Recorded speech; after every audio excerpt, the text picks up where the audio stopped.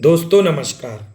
हिंदी व्याकरण में उपसर्ग और प्रत्यय के लिए आपको सबसे पहले ये समझना होगा कि उपसर्ग और प्रत्यय बनते कैसे हैं। तो आइए आज हम आपको बेसिकली उपसर्ग और प्रत्यय के बारे में विस्तार से जानकारी देंगे। तो देखिएगा, वर्णों के सार्थक समूह को शब्द कहते हैं। सार्थक समझ रहे?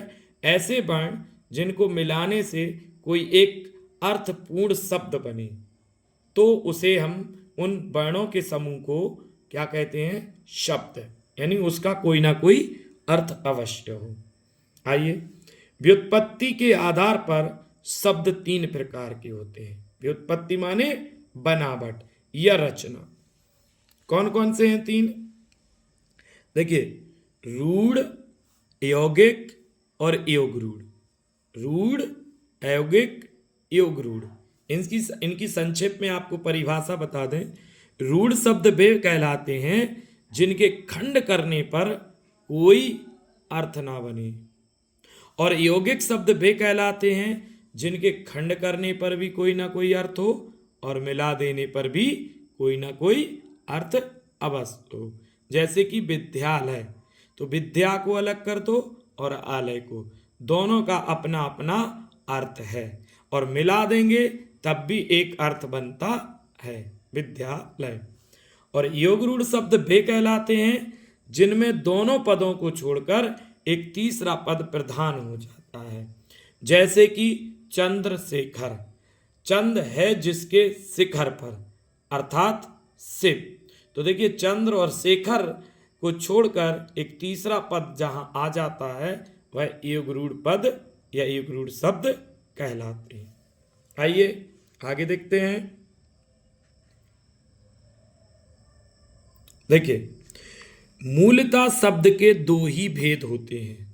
वैसे व्युत्पत्ति के आधार पर तीन बताए, रूढ़, यौगिक, योगरूढ़, लेकिन यहां पर हम बता रहे हैं मूलतः शब्द के दो ही भेद होते हैं। पहला रूढ़ और दूसरा यौगिक। क्योंकि योगरूढ़ क्या होते हैं? योगरूढ़ अर्थ की दृष्टि से रूढ़ शब्द ही होते हैं, यानी उनका अर्थ तो एक ही होता, लेकिन उनका तरीका अलग है, उसमें पद दो आ जाते हैं। जबकि रूढ़ और यौगिक ही मूल शब्द हैं। नेक्स्ट देखिए, रचना की दृष्टि से यौगिक और योगरूढ़ समान होते हैं। रचना की दृष्टि से योगरूढ़ और यौगिक समान होते हैं। जैसे कि देखिए, पाक शाला, ये कौन सा शब्द है? यौगिक, पाकशाला। और योगरूढ़ जैसे देखिए, पीताम्बर। कहने का मतलब है पाकशाला दो शब्दों से मिलकर बना है, पाक और दूसरा शाला, ठीक। और इनको मिला दें तो एक अर्थ हो जाता है पाकशाला, यानी जहां पर भोजन बनाया जाता है उस स्थान को पाकशाला, या भोजन पकाया जाता है तो पाकशाला कहते हैं। इसमें कोई तीसरा शब्द नहीं बनता। लेकिन देखिए, रचना इनकी दो शब्दों से ही हुई है, पाक और शाला से। ऐसे योगरूढ़ में भी देखिए, पीताम्बर, पीत और अंबर, यहां भी रचना जो है दो शब्दों से हुई है पीताम्बर की, लेकिन इसमें क्या होता, एक तीसरा अर्थ आ जाता है। तो मैं कहने का मतलब ये था, मकसद ये था कि रचना की दृष्टि से यौगिक और योगरूढ़ एक समान होते हैं, भले ही उनका अलग अर्थ हो जाता है, योगरूढ़ का और यौगिक का एक दूसरा अर्थ हो जाता है। आगे देखते हैं। रूढ़ के हम खंड नहीं कर सकते, आपको बताया ना। जैसे कि घर है, और घर में घा और रा का हम अगर अलग अलग कर दें तो इसका कोई सार्थक अर्थ नहीं निकलता, लेकिन जब इन्हें मिला दें तो क्या हो जाता है, एक अर्थ सार्थक बन जाता है। और जब सार्थक अर्थ बने तभी तो शब्द कहलाते हैं। तो रूढ़ के हम खंड नहीं कर सकते, अतः रचना में यौगिक ही रह जाते हैं। आइए आगे देखते हैं।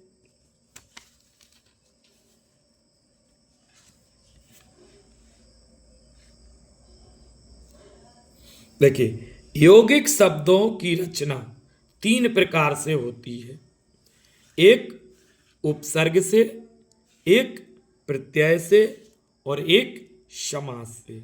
यौगिक शब्दों, यौगिक माने मिलाने से, तो मिलाते हम कहाँ कहाँ पर हैं? उपसर्ग में भी शब्दों को मिलाते, प्रत्ययों में भी मिलाते और समास में भी मिलाते। तो आइए देखते हैं उपसर्ग। उपसर्ग में जैसे एक हमने लिखा है अति। उपसर्ग क्या होता है? जो शब्द के आगे जुड़ता है, और प्रत्यय शब्द के पीछे जुड़ता है। तो देखिएगा, अति अंत शब्द के पहले जुड़ा है, तो ये क्या हो गया? अत्यंत। तो अति उपसर्ग है और अंत मूल शब्द है, यानी मूल शब्द पीछे होता है और उपसर्ग आगे होता है। इन दोनों को मिलाएंगे तो अत्यंत हो गया, यौगिक हो गया। मिलाना मतलब योग करना, तो ये क्या हो गया? यौगिक। मतलब यौगिक शब्द, उपसर्ग शब्द भी यौगिक शब्द हैं। इसी तरीके से देखिए प्रत्यय। प्रत्यय में भी आप देखेंगे लेन प्लस दार, तो दार जो है वो आपका क्या है? प्रत्यय है। लेन मूल शब्द है, तो मिलाने पर क्या हो गया? योग करने पर क्या हो गया? लेन दार, यानी एक यौगिक शब्द बन गया। इसका मतलब ये हुआ कि प्रत्यय शब्द भी यौगिक शब्द है। इसी तरीके से समास को देखते हैं। समास, समास दो शब्दों का मेल होता है, और योग रूढ़ समास तो पूरा बहुब्रीही समास होता है। योग रूढ़ सब बहुब्रीही सब समास है। चलिए देखते हैं। प्रीति एक शब्द है, इसका अर्थ होता है, क्या होता है? प्रीति माने प्रत्येक, यानी एक एक। और दिन ये भी शब्द है, यानी दो शब्दों के मेल से या दो से अधिक शब्दों के मेल से जो शब्द बनता है वो समास कहलाता है। तो यहाँ पे भी दो शब्दों का मेल हुआ, प्रीति दिन हो गया, ये भी क्या है? यौगिक। मतलब यौगिक शब्द उपसर्ग, प्रत्यय और समास, ये कौन से शब्द होते हैं? यौगिक शब्द। आइए आगे देखते हैं। कभी कभी एक ही मूल शब्द में उपसर्ग एवं प्रत्यय दोनों का प्रयोग होता है। एक ही शब्द में उपसर्ग और प्रत्यय दोनों का प्रयोग होता है। जैसे देखिएगा, तंत्र एक शब्द लिखा, ये मूल शब्द है। तंत्र के पहले स्वा जुड़ गया, ये उपसर्ग है। तंत्र के बाद ता जुड़ गया, ये प्रत्यय है। तो क्या हो गया? स्वतंत्रता। यानी इस तंत्र शब्द में स्व उपसर्ग है और ता आपका प्रत्यय है। तंत्र मूल शब्द है, यानी एक शब्द के साथ उपसर्ग और प्रत्यय भी जुड़ सकते हैं। आगे देखिए, कभी कभी दो प्रत्ययों का एक साथ प्रयोग भी किया जा सकता है। मतलब एक ही शब्द में दो प्रत्यय भी जुड़ सकते हैं। जैसे देखिए, समझ। समझ एक मूल शब्द है, उसके बाद दार जुड़ा है, ये प्रत्यय है, और ई जुड़ा है, ये भी एक प्रत्यय है। प्रत्यय शब्द के पीछे जुड़ते हैं, तो क्या हो गया? समझदारी। क्या हो गया? समझदारी, यानी दार प्रत्यय है और ई, दो प्रत्यय इसमें लगे हुए थे। आइए आप बात करते हैं उपसर्ग के बारे में, जो हमारा मुख्य टॉपिक है, जिस पर हम बात कर रहे थे। तो उपसर्ग दो शब्दों से मिलकर बना है, उप और सर्ग। उप का मतलब होता है समीप, यानी पास, और सर्ग का मतलब है सृष्टि करना, अर्थात रचना करना, किसी शब्द की रचना करना। कैसे? उसके पास आके उसकी रचना करना। किसी शब्द के समीप आकर नया शब्द बनाना क्या होता है? उपसर्ग होता है। अब उपसर्ग में जो शब्दांश शब्दों के आदि, आदि मीन्स होता है प्रारंभ। क्या होता है दोस्तों? प्रारंभ। प्रारंभ माने शुरुआत में। जो शब्दांश शब्दों के आदि यानी प्रारंभ में जुड़कर उनके अर्थ में कुछ विशेषता लाते हैं, वे उपसर्ग कहलाते हैं। यानी जो शब्द के आगे जुड़ते हैं उन्हें हम उपसर्ग कहते हैं, और जो शब्द के पीछे जुड़े होते हैं उन्हें हम प्रत्यय कहते हैं। आइए कुछ शब्दों की संख्या की बात करते हैं। तो हिंदी में प्रचलित उपसर्गों को निम्न भागों में विभाजित किया गया है। यानी हिंदी में संस्कृत के कितने उपसर्गों का प्रयोग होता है? 22। संस्कृत के कितने उपसर्ग हैं हिंदी में? 22। हिंदी के उपसर्ग हिंदी में 13 हैं। हिंदी के कितने हैं? 13। और उर्दू एवं फारसी के उपसर्ग 19 हैं। उर्दू और फारसी के कितने हैं? 19। कुछ अंग्रेजी भाषा के भी उपसर्ग हैं और कुछ उपसर्ग के समान प्रयुक्त होने वाले संस्कृत के अवयव भी हैं, मतलब इसमें संधि वंधी आ जाएंगी। बात करते हैं संस्कृत के उपसर्गों की। हमने आपको बताया कि इनके 22 उपसर्ग हिंदी में इस्तेमाल किए जाते हैं। अति, अधि, अनु, अप, अभि, अब, आ, उत, उद, उप, दुर, दुस, निस, निस, निर, निस, नी, परा, परी, प्र, प्रति, वी, सम, सु। ये क्या है दोस्तों? संस्कृत के शब्द जिन्हें हिंदी में इस्तेमाल किया जाता है। कुछ हिंदी के भी उपसर्ग हैं।